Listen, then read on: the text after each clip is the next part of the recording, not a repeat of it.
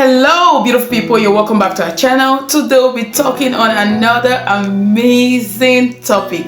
Today we want to talk on good and bad touches. Yes, we want us to understand what good touch is and what bad touch is, and the reason why it's important for us to discuss this very vital topic with our children.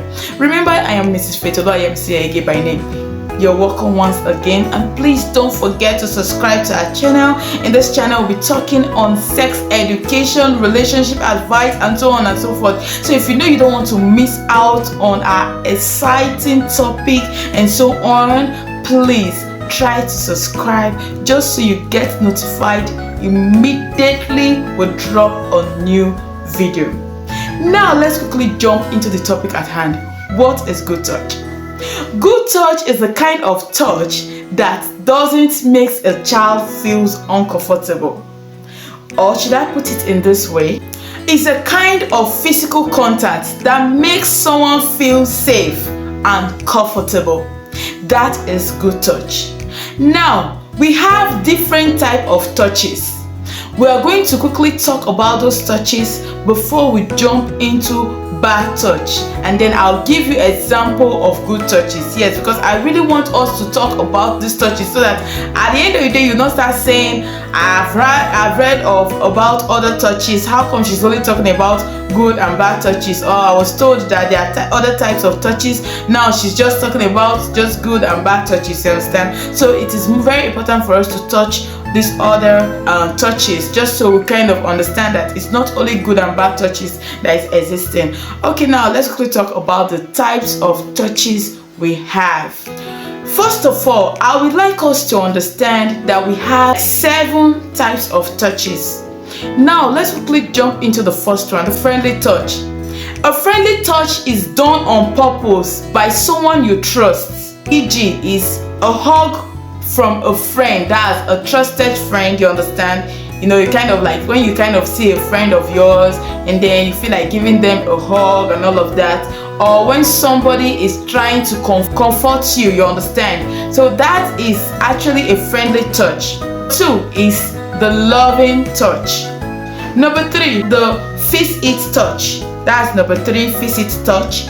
Number 4, we have the accidental touch. Number 5 is space evading touch. 6 is problem touch.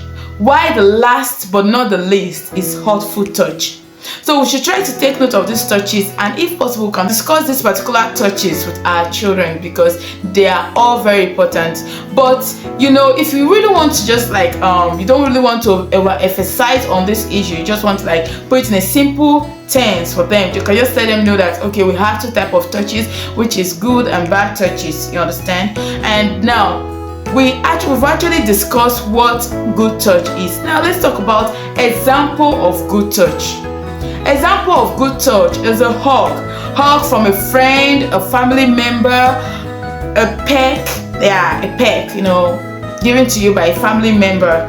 And then another form of good touch that you should make your child understand is a handshake or a high five, and then a pat on the head by a relative. Yes, just a pat, you know, like just gentle friendly touch on the head, and then a pat on the back. Yes, a pat on the back. That is also another form of good touch. Now let's talk about bad touch. What is bad touch? Bad touches are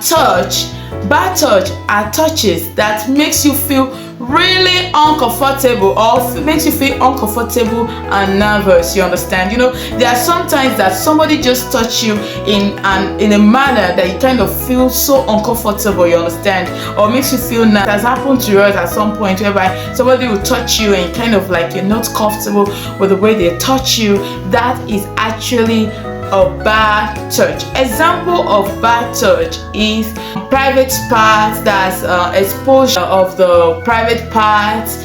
Number 2, we'll talk about kissing on the lips and touching on the laps, on your sensitive part, that's the armpit, and trying to like give sensational feelings at the back of the hands. You know, there are some handshake whereby you can just like use your hands to like give this sensitive feelings to this person, to the person you're trying to like give a handshake to. So this is also part of bad touch that you should try to talk to your children about. So make them understand that when somebody touches you on your face or on any part of your body and it makes you feel uncomfortable, this is an example of bad touch.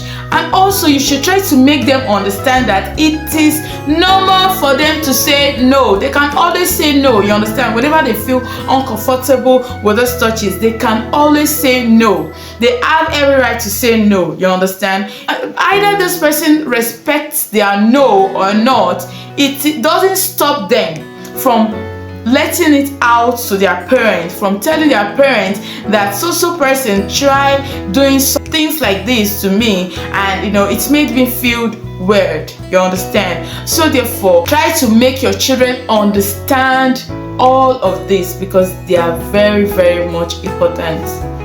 Now, what is the effect of bad touch on children? At least we want to know why we're actually talking about this.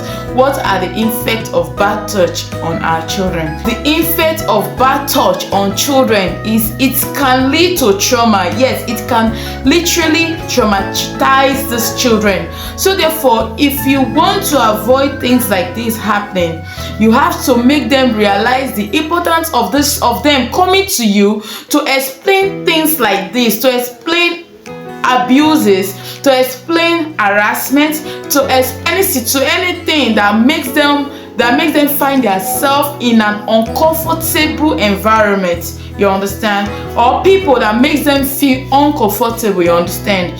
So therefore, this is the reason why it is very important for you to study your children's character. So take for instance now that I sent my child to go to a particular place.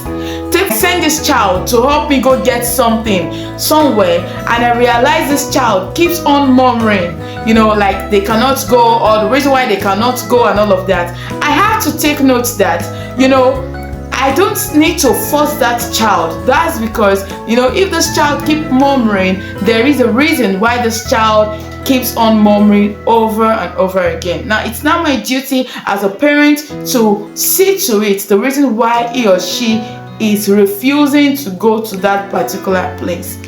You don't need to follow them to that place in order for you to understand the reason why. You can just sit that child down and then let them explain to you what's been happening and going on with them. Now, I for one, I have actually had experiences on bad touches, like I have had serious I don't even know how to put it, because to an extent it's traumatized me at some point that I felt so depressed for the longest time. And in my case, I was already a teenager, you understand. In my case, I was a teenager, and despite being a teenager, I was forced to see myself in the scenario of someone touching me in an uncomfortable manner, you understand, in a manner that actually made me scared and feeling nervous. This actually made me start thinking of how to commit suicide.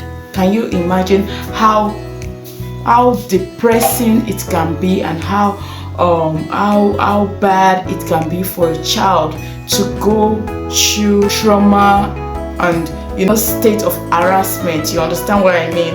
That's why the fact that I wasn't actually penetrated, I still felt it. I see you again next week. Stay blessed. God bless you. I remain Faith Oluwayemisi Ehike. God bless you so much. I love you.